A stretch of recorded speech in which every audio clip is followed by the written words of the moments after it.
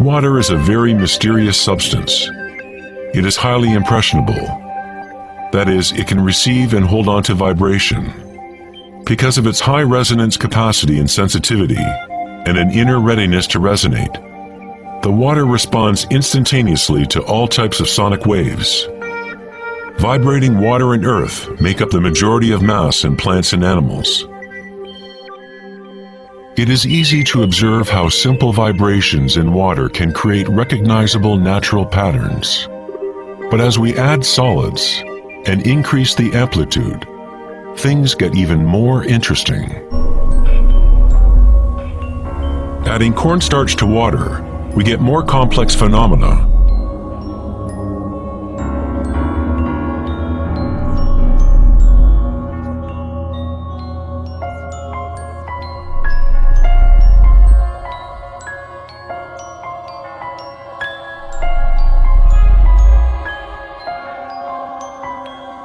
Perhaps the principles of life itself can be observed as vibrations move the cornstarch blob into what appears to be a moving organism.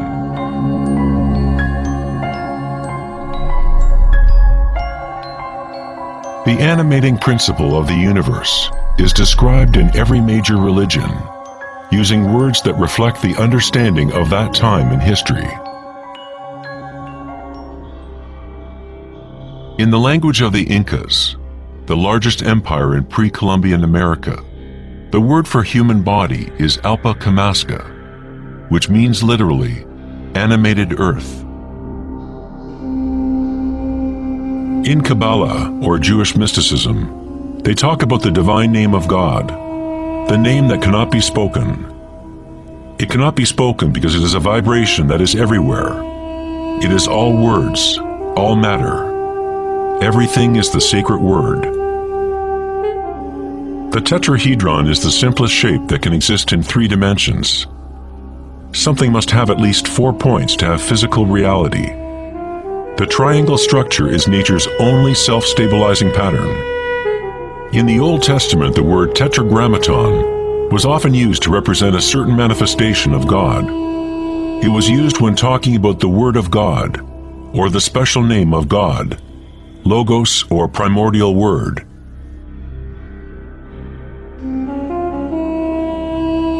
The ancient civilizations knew that at the root structure of the universe was the tetrahedral shape. The Greek philosopher Heraclitus, who lived around 500 years before Christ, referred to the Logos as something fundamentally unknowable, the origin of all repetition, pattern, and form. The Stoic philosophers who followed the teachings of Heraclitus identified the term with the divine animating principle pervading the universe.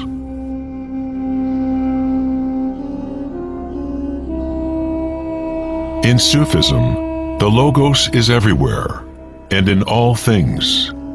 It is that out of which the unmanifest becomes manifest. Logos also means unconcealed truth. He who knows the Logos knows the truth. Many layers of concealment exist in the human world, as Akash has been swirled into complex structures, concealing the source from itself. Like a divine game of hide and seek, we have been hiding for thousands of years, eventually forgetting about the game completely. We somehow forgot that there was anything to find. Once we realized there is one vibratory field that is the common root of all religions, how can we say, my religion? Or this is my primordial Om, my quantum field?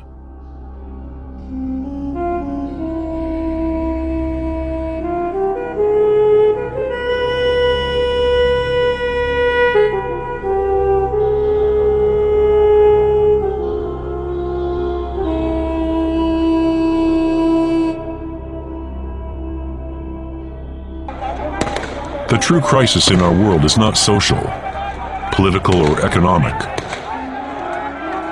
Our crisis is a crisis of consciousness, an inability to directly experience our true nature,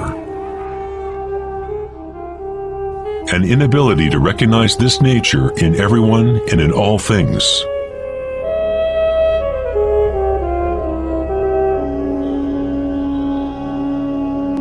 In the Buddhist tradition, the Bodhisattva is a person with an awakened Buddha nature.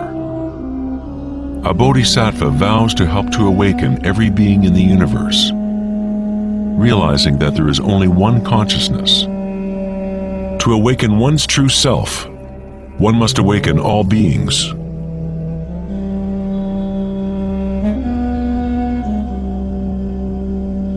There are innumerable sentient beings in the universe.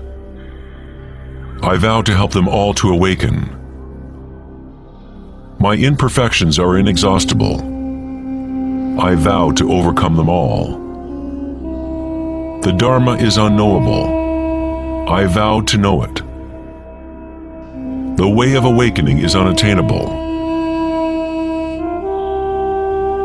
I vow to attain it.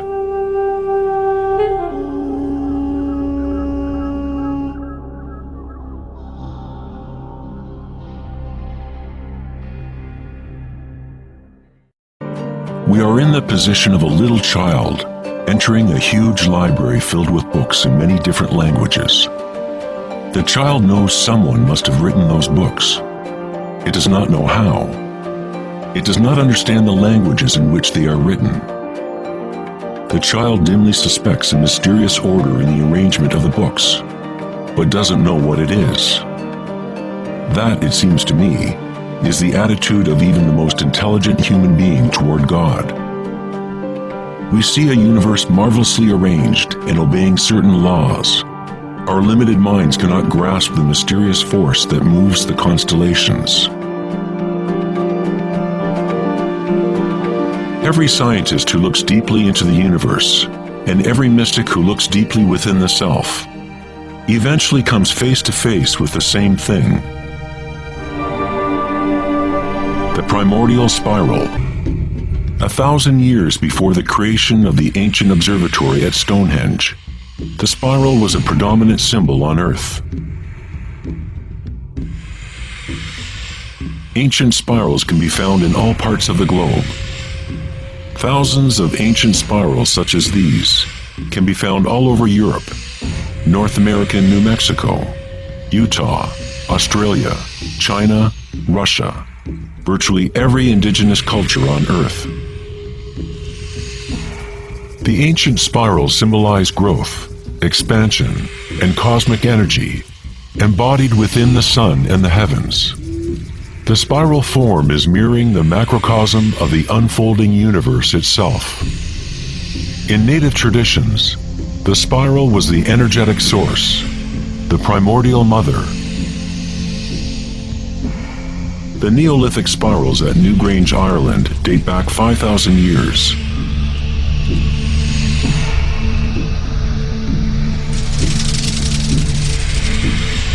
They are 500 years older than the Great Pyramid of Giza, and they are just as enigmatic to modern observers. The spiral goes back to a time in history when humans were more connected to the Earth, to the cycles and spirals of nature, a time when humans were less identified with thoughts.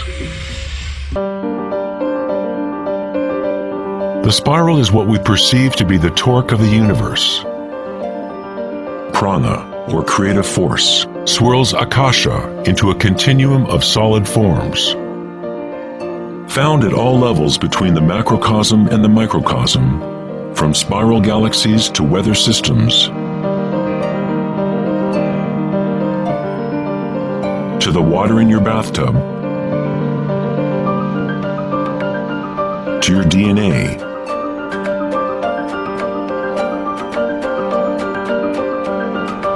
to the direct experience of your own energy. The primordial spiral is not an idea, but rather that which makes all conditions and ideas possible. Various types of spirals and helices are found throughout the natural world. Snails, sea coral,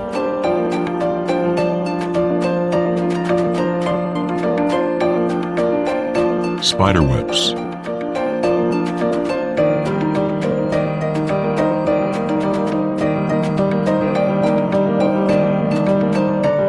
fossils.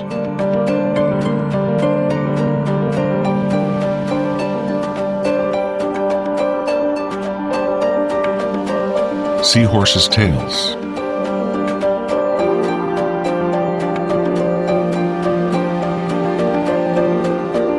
And shells.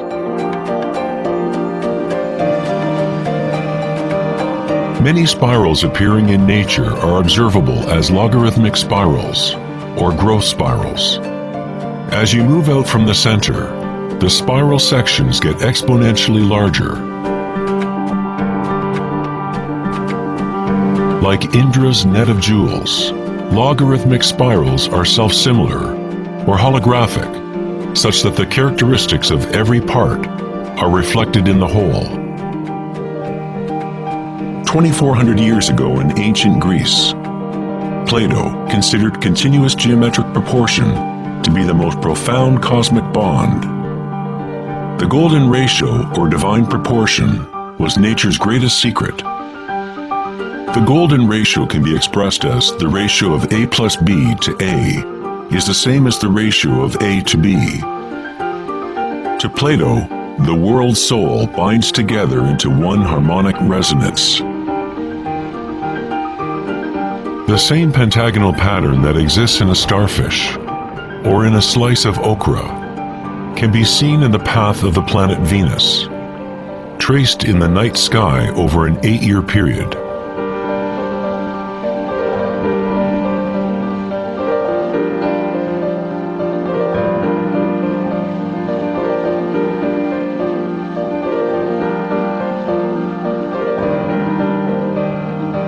The intelligible world of forms above and the visible world of material objects below through this principle of geometric self-similarity.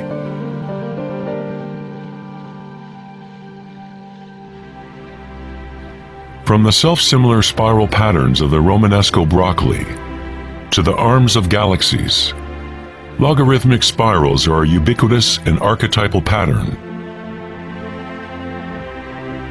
Our own Milky Way galaxy has several spiral arms which are logarithmic spirals with a pitch of about 12 degrees. The greater the pitch of the spiral, the tighter the turns. When you observe a plant growing in time-lapse video, you witness it dancing with the spiral of life.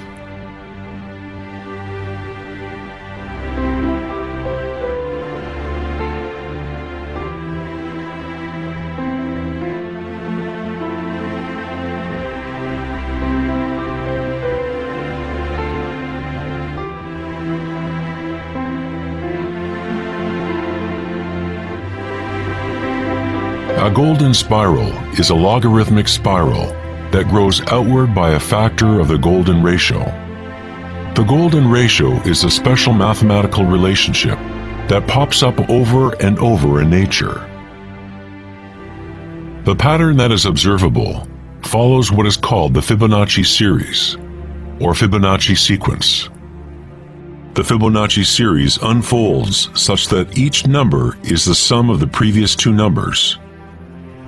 The German mathematician and astronomer Kepler discovered that self-similar spiral patterns are observable in the way leaves are arranged on stems of plants, or in the floret and petal arrangements of flowers. Leonardo da Vinci observed that the spacing of leaves was often in spiral patterns. These patterns are called phyllotaxis patterns, or leaf arrangement patterns.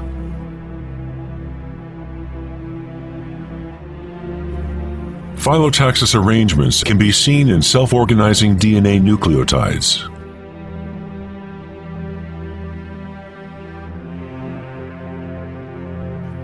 And in everything from the family trees of reproducing rabbits to pine cones, cacti, to snowflakes, and in simple organisms such as diatoms. Diatoms are one of the most common types of phytoplankton, single-celled organisms that provide food for countless species throughout the food chain.